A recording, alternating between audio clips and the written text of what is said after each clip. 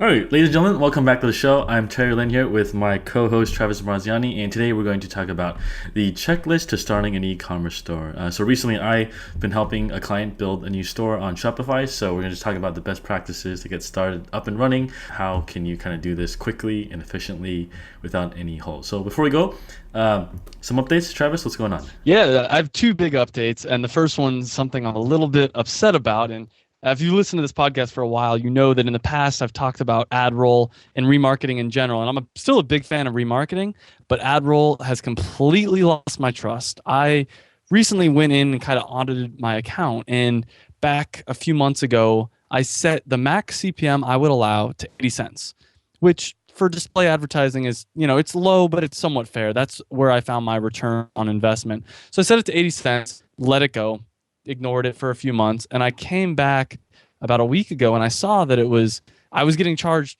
about $5 CPMs.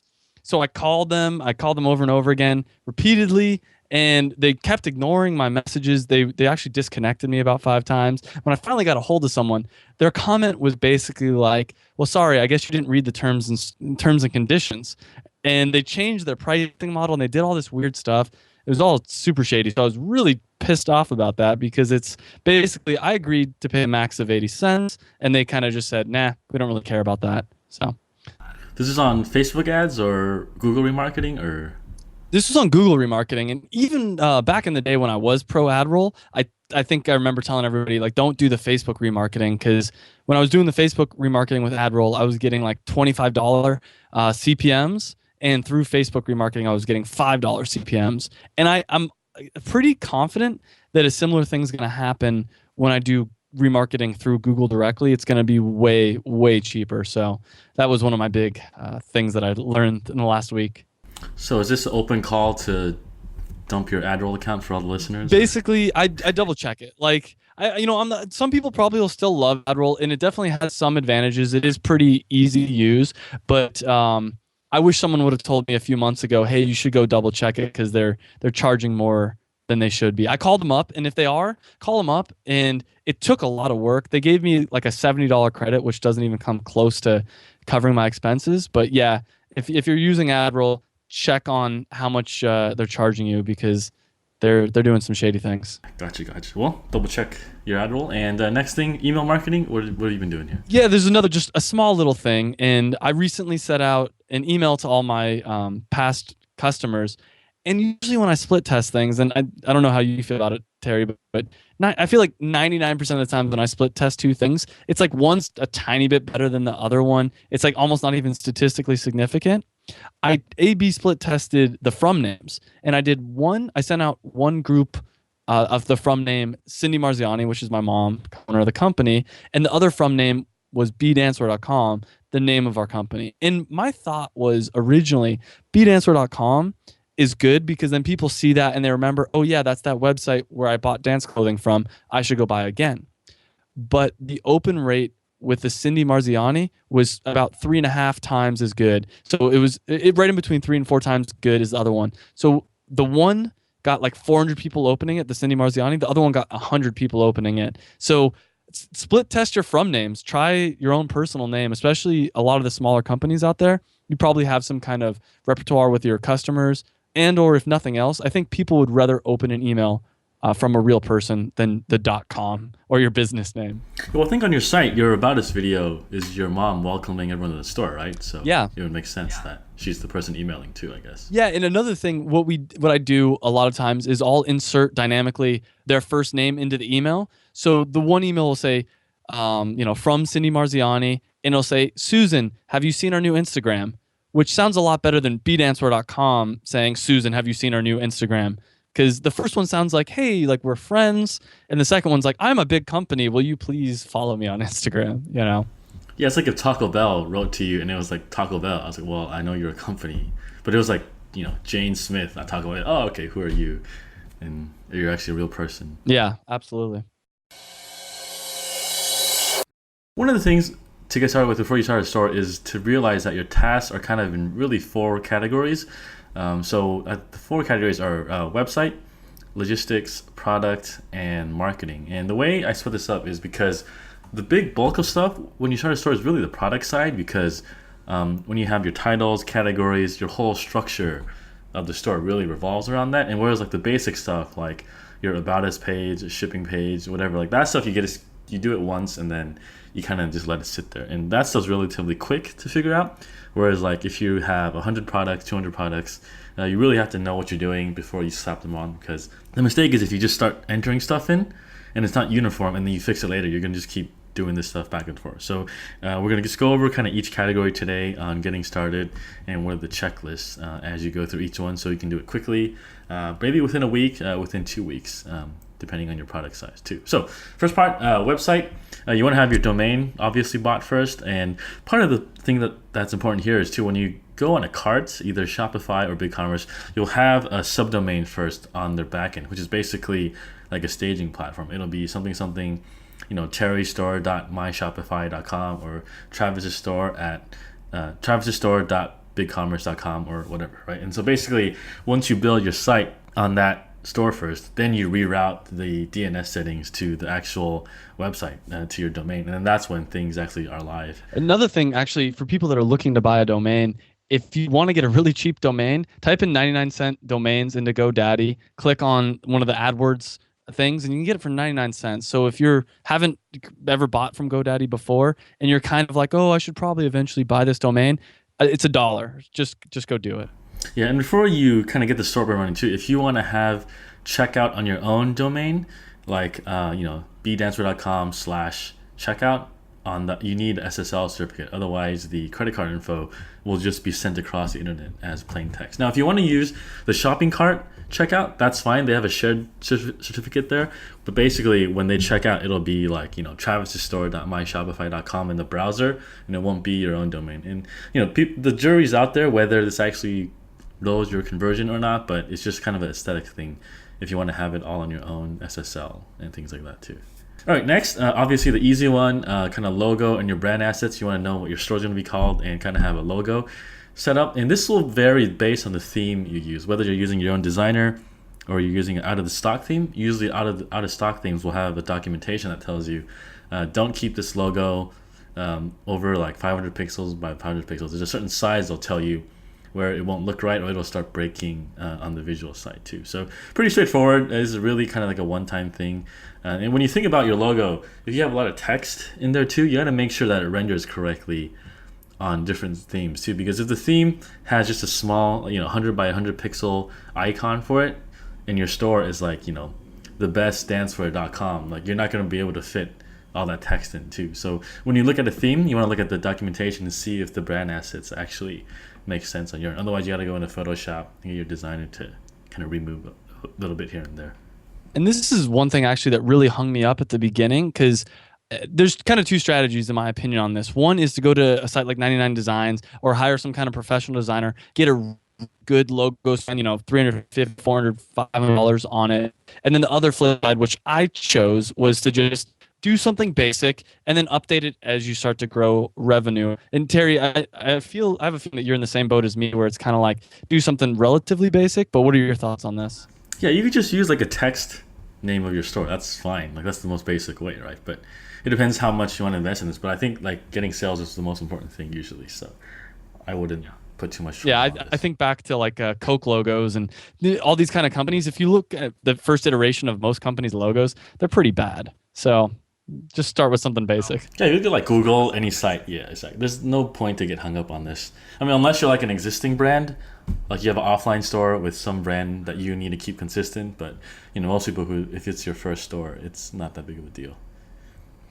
All right, so next part of the website, basic pages. There's usually 4 or 5 pages. These are your about us page, shipping policy, privacy policy, and contact us. So there's probably other ones you can have, like our story or the variations, like contact us, things like that. But basically these are the 4. And the one about us, you want to know who you are, who's the owner, what's the store about, shipping policy, do you have free shipping, do you have free returns, or do you sell international, things like that. Privacy is kind of more of a legal thing, where if you use certain plugins like retargeting cookies, there's certain things you need to comply by, just to like tell people they're being retargeted. Like no one ever reads this, but you need to have it just because in case someone wants to sue you or you don't want to get in trouble. And then contact us. Usually you want to have a support email, whether that's hi@your-domain, your own name, whatever. Don't use a Gmail. If you have a domain, you should have an email with that domain, because the next thing is that once you have that email, you should have a consistent sign-in address for all accounts, whether that's your hosted shopping cart, your analytics, webmaster tools, SEO tools, marketing tools, MailChimp, all this stuff. You want to have one account. Otherwise, if you're using a personal account and then you have a team member, you don't want to have to share this with them, and it's kind of a pain in the ass if that's not all right in the same account. They're in the same way, and it's easier because once you have it in the same email account, your confirmation emails, whenever you need to reset a password, your orders, it's kind of all separate from your personal. And it's a lot cleaner that way too. Yeah, something I want to throw in, going back to the basic pages, is I think, especially for small e-commerce companies, the About Us page is crucial. Because what's the difference between you and Amazon? Well, Amazon's obviously a lot bigger and a lot better at selling things. But the reason someone would come to you is because you have that human element, hopefully. So I think that if you can make your About Us page, make someone feel like they know you, or make someone feel like, oh, wow, this person, this company is awesome because of X, Y, and Z. That's really important. And a lot of people, including myself, to be quite honest, don't put enough time into the About Us page. And I've been trying to slowly tweak it. I recently added a video to our site, which I think has done a really good helping the customers realize that we're real people. But I think that I'd still like to spend more time on the About Us page. Yeah, there was a hack I remember Tim Ferriss talking about where it's kind of a little unethical, but kind of useful, I guess, if you want to make yourself look bigger. If you're looking for wholesalers, you want to make yourself not look like a one-man, one-woman operation. You would just add VP of marketing, VP of editorial, and have your friends be part of the team, and then you can just have those emails route to your own email. And I don't know, it's how you have when you call someone, you have different extensions to make it your company look bigger on paper. Because for some of that stuff, negotiating with suppliers in Asia, we have some friends who do that, and they do use these tricks because it makes their company look a lot bigger too.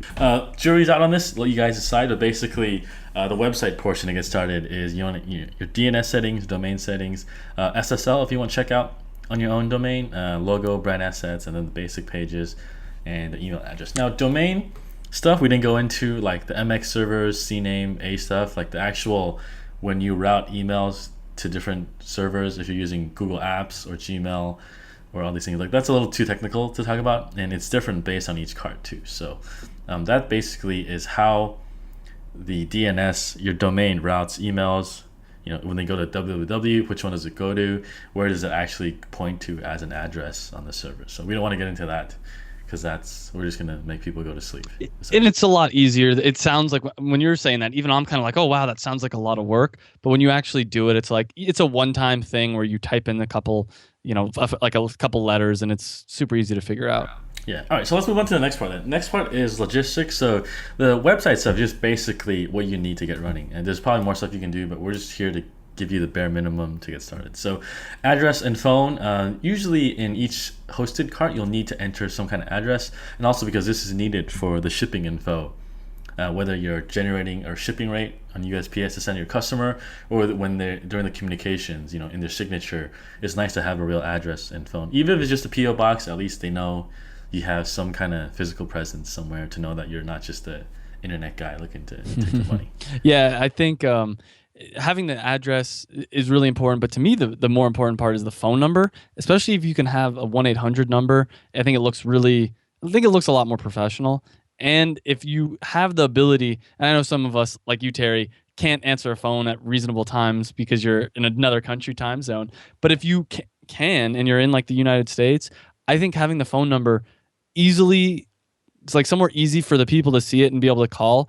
Even if they're not going to call, it makes people feel good. If I see a company that doesn't have a phone number, it makes me a little skeptical. It makes me a little bit are they just going to take my money and run? Or what are they going to do with that, And very rarely do people call. I think once in a while you get a call, and I forward it to my Skype number, and then they leave a message, and then I'll just call them back later on. And usually that's all I do. I think for your industry, that's true. For my industry, the dance clothing, a lot of people call to place orders. A lot of people, we've had a number of people that say like, "Oh, I don't trust the internet. I don't want to give my credit card onto the internet." Little do they know, it's probably less safe to give it over the phone because now, if we had a bad employee, for instance, they could probably write that down and steal all this information. We don't have any bad employees, for the record, but you know what I'm saying. It's the internet's a pretty secure way to do it nowadays. Phone's almost the less secure. All right, so next one, payment gateways. Obviously, you want to be able to collect money. There's some default ones that come with shopping carts, but you want to make sure they're all set up correctly. This includes actually testing it with a real card, putting in a real order once your store's up, and actually refunding yourself. Because the last thing you want to do is, build a store and get no orders and realize your payment wasn't set up correctly, because you won't know until you try it too. It's one of those things that are really simple and really easy to mess up too. And so gateways, I would recommend two options at least, just because if one fails, by any chance you still have another one. And also, some people might like credit cards, some people might like PayPal. You don't want to force someone to use one. You want to give them as many options as possible. That kind of makes sense too. Another good thing about doing that test purchase is it gives you a chance to see the emails, the follow-up emails that the people buying from you, your customers, are going to be receiving.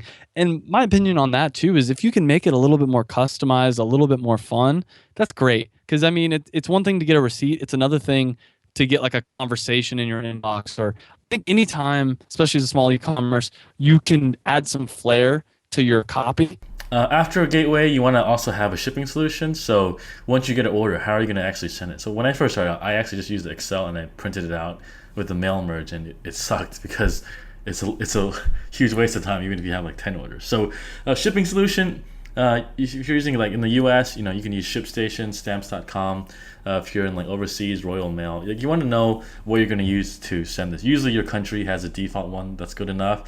Whether they have an online API that can tie into your store, you got to double check that. And I think US people, it's fine. If you're in the UK, Australia, it's a little bit trickier. You got to figure that out on your own because I don't know those markets essentially. So what these things do is you want them to be able to pull your customer's data, shipping, name, address, phone, into a label, and then you just press print, and then you can send it because that's the best way to do it. Now, you don't have to use a fulfillment center to outsource this, depending on your order flow.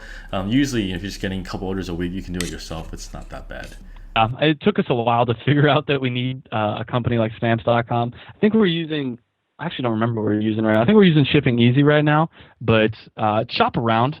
There could be a pretty big difference in price. That's one of my recommendations. The cool thing now is we use ShipStation, and ShipStation you get a free Stamps.com account because Stamps.com bought ShipStation, I think last year. So they're really integrated really well on both ends. And if you have multiple channels too, it's important because if you're selling Amazon, Etsy, eBay, you don't want to track inventory between all 4 channels on their own because it's going to go out of sync too. So something like ShipStation is the only tool I know. Maybe there's like the one Travis uses where like all the orders go into the central location and then it gets sent out. Then you can track it a lot better on the back end too. Because if you're using your own store to track it, it gets really messy, and especially if you have like different option sets, different colors, like it's just a nightmare if every platform is tracking its own inventory.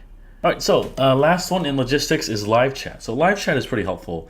If someone has a question on your site, you just want something to pop up. So the one I recommend is Zopim, Zopim, which is basically, I think it's from Europe actually. I'm not sure where it's from, but one account is free.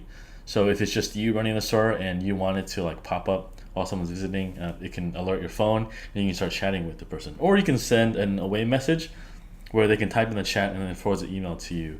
And they give you the analytics like time on site, what did they type, what pages were they on, things like that. It's a very cool tool. And it's free for one person too. So if it's just you that needs it, you can certainly check it out. And also the CSS for this tool you can change in terms of like the coloring, the fonts, things like that. You can make it custom to your site's kind of branding too, which is really cool. I have a feeling that if I were to install this on my site, I'd get a lot more conversations because I feel like with wallets, it's pretty straightforward. They're not going to have too many questions.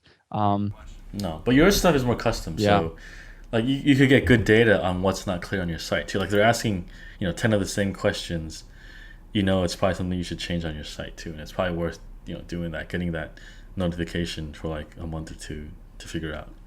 Yeah, this is something I'm probably going to eventually have to set up. I'll add it to my long list of things to do. but that's Yeah, I mean, it takes like like an hour to set up, probably like less than 2 hours, definitely 1 hour to 2 hours.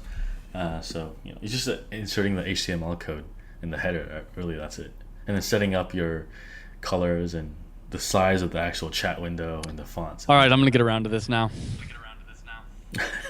Yeah.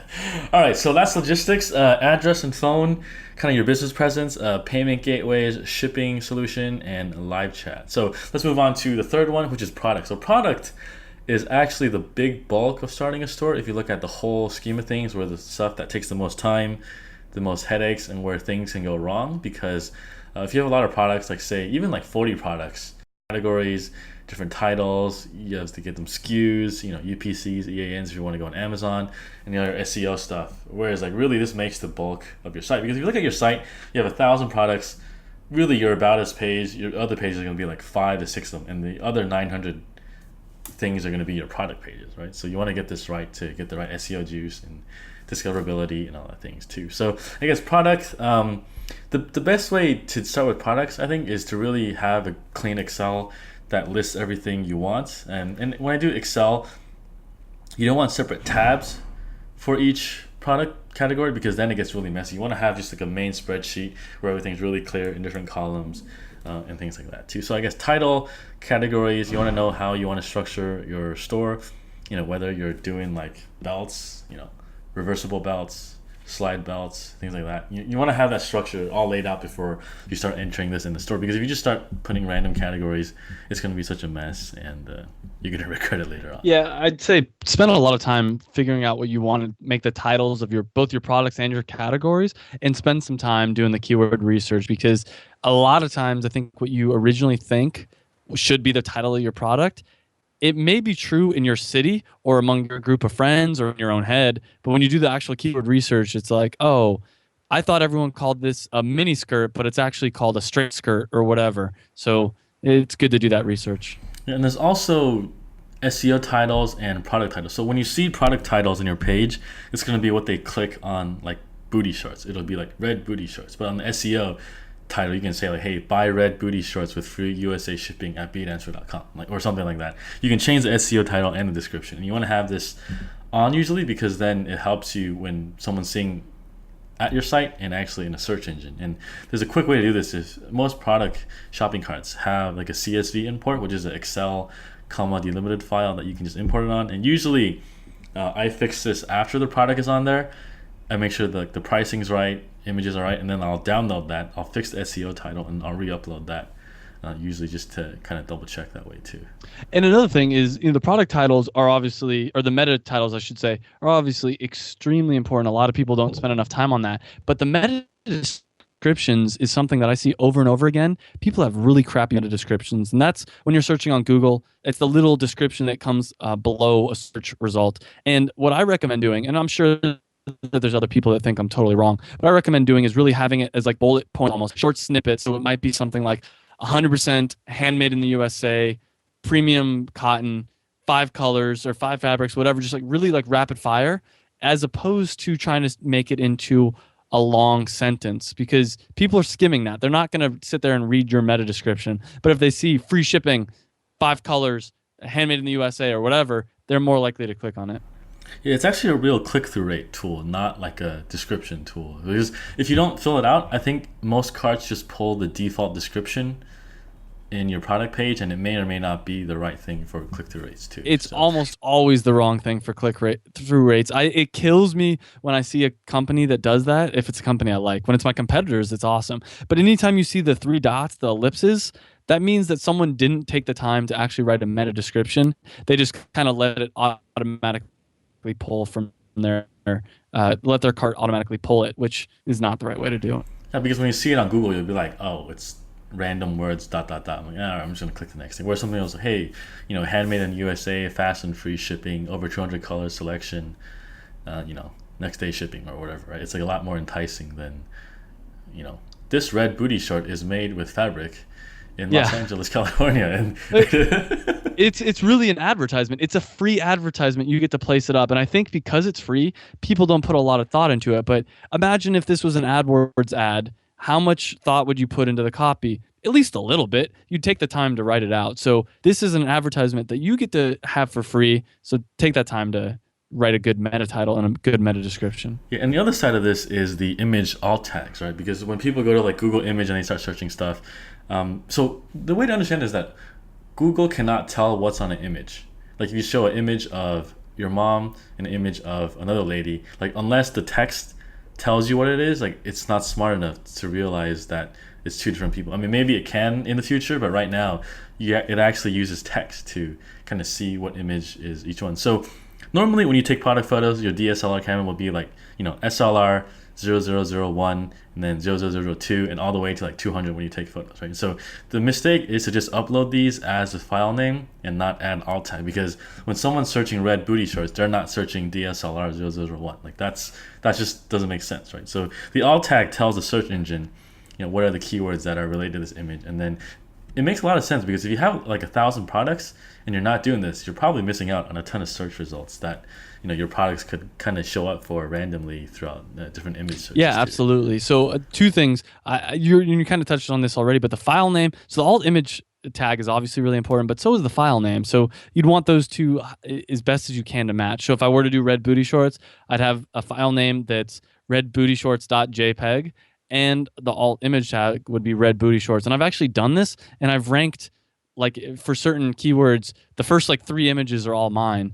And that's awesome. Like when you get to see that, because people are becoming familiar with your brand, your company, before they even click through the search results. Alrighty, so that's kind of product titles, categories, description, SKUs, SEO meta, titles, image, alt tag, and kind of importing through a CSV, which will be different based on your cart. So let's move on to the fourth part and the last one, SEO. So we threw SEO in because it's technically a marketing side of things, but as you're building the site, you want to get the kind of roots of it set correctly. So it's like if you say like planting a tree, this is like getting your roots deep into the ground so the tree can grow big, instead of like figuring out, oh, you got to move this tree around, and it becomes really hard once you screw it up and your site's running. So where do we start with this? So we already talked about a lot of it. The proper keyword research is needed before you even get into this. And then I think the next big thing is proper link structure. And there's a couple different things I mean about this. But one of them is if you're setting up a store, so I'll use my store as an example, bdancewear.com. So then you'd want to have categories. So it'd be bdancewear.com/dance shorts. And then, for instance, it might be bdancewear.com/dance shorts/booty shorts.html.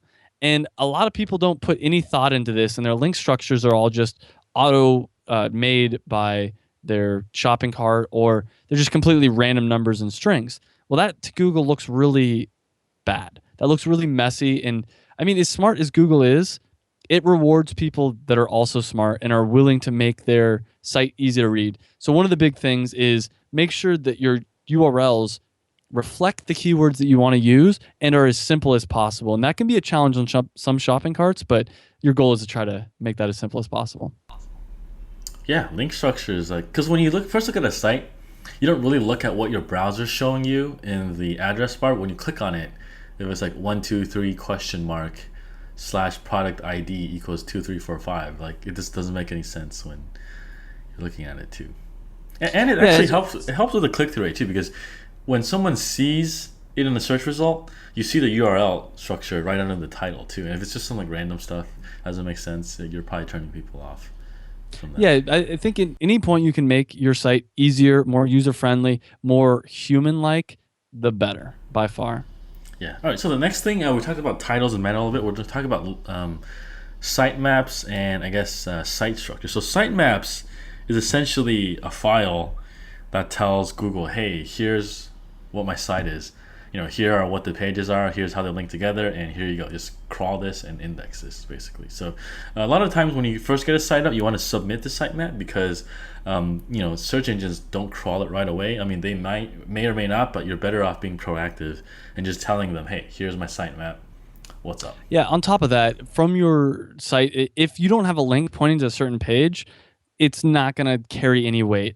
And the flip side of that is if there's a certain page that you want to rank really highly, make sure you link from your homepage to that. So for instance, for me, on my website, I have at the bottom like all our best-selling products. And I've done some testing, and when I remove a product from there and put another one, the original product drops in rank and the new product raises in rank because Google's saying, hey, this must be really important to this website if they're willing to put it on their homepage. And it's not just on their homepage, but the more pages throughout your website that you can link to a certain product, the higher up it's going to be. And don't be spammy about this, but be strategical. If you know that, oh, this one item's ranked number 3 and I really want it to be number 1, put more links to that on your pages and maybe take off some other product links. Yeah, alrighty. So next one is rich snippets. What's the deal with this one? Oh, I love rich snippets. And this is another thing that so many people aren't using, and it kills me to see. It comes built in with Volusion, one of the few good things about Volusion. But I know Shopify and some other different shopping carts have the ability to do this. And there's a couple different types of rich snippets, but the one specifically that I love is the reviews. So if you ever are searching on Google for something and you see within the search results 5 gold stars or 4 gold stars, or maybe 3 or 2 or 1. Anyways, it's out of 5 stars. How good are your products? So on my website, when someone leaves a review, and let's assume they're leaving a 5-star review, that's great. It shows up on the product page. But in addition to that, it shows up in Google search result. So if you were to search for something like, dance shorts or red dance shorts, you'll see all these results, and then you'll see mine, which has 4.5 gold stars, and it'll completely stand out. And it's basically a free way to add some extra oomph to your SEO search results. So if you can do that, I highly recommend doing it. Depends on the shopping cart, how easy it is to do. Gotcha. So I guess let's go a little off topic then. How would you start finding keywords for the keyword tool for sure. So if you have an idea of what you should be calling something, like for instance, for me, should I call it booty shorts or dance shorts or, such and such? I would first, ask some people in the industry, of course, because at the end of the day, the keyword tool isn't all knowing. And if you type in the wrong stuff, it's not going to know. But then, or put all those into the keyword tool and see which keywords have the most results. Yeah, alrighty then. So that's the basics for SEO. We're skimming this really quick.